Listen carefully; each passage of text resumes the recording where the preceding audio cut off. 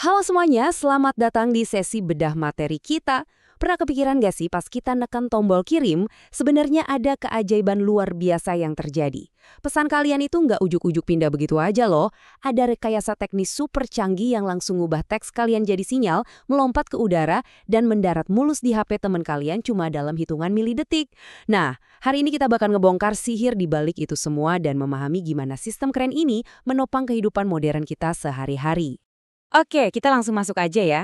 Ini dia peta perjalanan kita hari ini. Kita bakal mulai dari keajaiban di balik pesan Anda, lanjut ke 5 pilar komunikasi data, mengarahkan lalu lintas data, jalan raya digital kita, protokol si bahasa mesin universal, sampai gimana ini semua jadi tulang punggung peradaban digital kita. Kita mulai dari bagian pertama, keajaiban di balik pesan Anda. Kita bakal ngintip dunia data yang nggak kelihatan oleh mata. Coba deh kalian bayangin, apa sih yang sebenarnya terjadi di balik pesan WhatsApp yang kalian kirim? Teks itu literally diubah wujudnya jadi sinyal elektrik, menembus udara, melesat ke satelit di luar angkasa, dan tiba di tujuan secara utuh. Persis nggak kurang satu huruf pun dari yang kalian ketik. Inilah keajaiban sesungguhnya dari komunikasi data. Kalau dulu kita ngirim pesan, kan berarti harus nulis surat fisik yang butuh berhari-hari buat nyampe. Sekarang, komunikasi data ngelakuin hal yang sama persis, tapi secara digital dan cuma butuh hitungan milidetik. Sistem kita tuh bisa memproses miliaran pesan barengan setiap detiknya. Skalanya bener-bener di luar nalar kan? Lanjut ke bagian 2. 5 pilar komunikasi data, ini ibarat anatomi dasar dari sebuah jaringan. Biar keajaiban instan ini bisa terjadi, ada 5 pilar utamanya. Pertama, pengirim, ya perangkat kalian itu. Kedua, penerima yang nangkep datanya. Ketiga, tentu aja pesannya, entah itu teks, foto, atau video. Keempat, media transmisinya. Ini tuh ibarat jalan tolnya, kayak kabel fiber optik atau sinyal wifi kalian. Terus yang kelima, nah ini nih yang sering banget dilupain. Jadi, poin paling krusialnya tuh ada di pilar kelima ini, protokol. Sering banget diabaikan, padahal dia ini ibarat polisi lalu lintas sekaligus penerjemah jalanan di dunia digital kita. Protokol itu sekumpulan aturan yang udah disepakati bareng, buat ngatur format, ngecek error, dan mastiin data kalian nggak nyasar. Tanpa protokol, wah smartphone mahal kalian tuh cuma bakal jadi pajangan yang kebingungan. Masuk ke bagian 3, mengarahkan lalu lintas data. Kita lihat gimana sih informasi itu ngalir.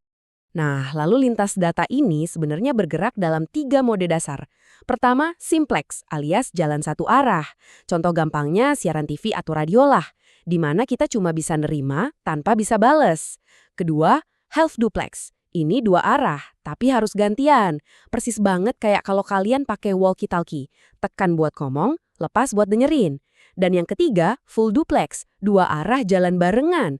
Ini yang terjadi pas kalian lagi seru-serunya debat sama temen di video call, di mana kalian berdua bisa saling ngegas di waktu yang bersamaan. Lanjut ke bagian 4, jalan raya digital kita. Ini ngebahas jalur fisik dari data tersebut. Kita punya 4 jalur utama nih buat data berlalu lalang. Ada kabel tembaga kuno yang murah dan masih sering dipakai buat LAN, terus kabel koaksial yang agak tebelan dikit buat TV kabel. Tapi lompatan paling gilanya itu ada di fiber optik yang pakai pulsa cahaya yang ditembakin lewat serat kaca setipis rambut manusia. Terakhir tentu aja nirkabel atau wireless, di mana data dikirim lewat udara pakai gelombang elektromagnetik mulai dari Wi-Fi, 5G, sampai satelit di luar angkasa sana. Ngomong-ngomong soal fiber optik, ada satu fakta gila nih.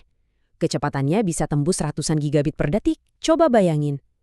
Dengan ganti sinyal elektrik biasa jadi pulsa cahaya, kita ngebangun jalan tol super cepat yang benar-benar bebas hambatan. Kabel-kabel raksasa inilah yang sekarang membelah dasar samudra, ngehubungin antar benua, dan literally jadi tulang punggung internet global kita saat ini. Bagian kelima, protokol bahasa mesin universal. Waktunya kita bedah otak digital ini. Bayangin deh, kalau saya cuma bisa bahasa Indonesia dan kalian cuma ngerti bahasa Spanyol. Kita kan nggak bakal bisa ngobrol ya walaupun duduk sebelahan. Nah, komputer juga gitu. Protokol adalah solusi dari masalah ini. Dia bertindak sebagai bahasa universal yang bikin perangkat dari beda merek, beda sistem operasi, bahkan dari benua yang beda bisa ngobrol satu sama lain dengan super fasih.